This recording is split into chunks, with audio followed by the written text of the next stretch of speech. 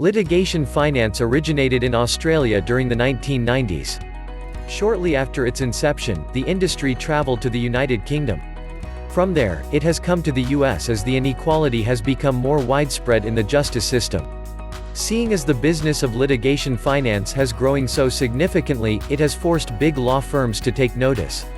More big law firms than ever are using litigation finance as a practice tool to entice clients to utilize their services who otherwise could not afford them. Thus, big law firms have realized that litigation finance benefits both their clients and themselves.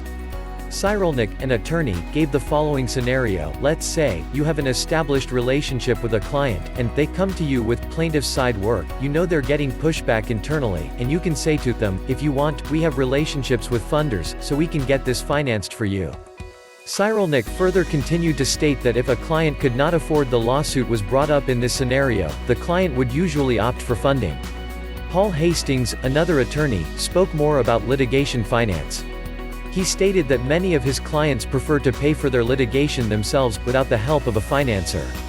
However, for others who don't want to pay the full rates, they're happy to share some returns in exchange for a financer's help. Additionally, as litigation financing continues to grow, new financing structures aside from single-case funding have also developed that big law firms seem to favor. Big law firms are now starting to accept a new financing structure called portfolio funding.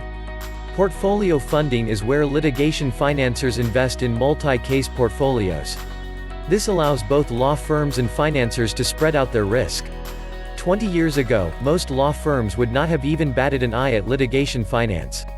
Now that time has passed and the industry has become more accepted, it is becoming more relevant than ever before. The future is bright.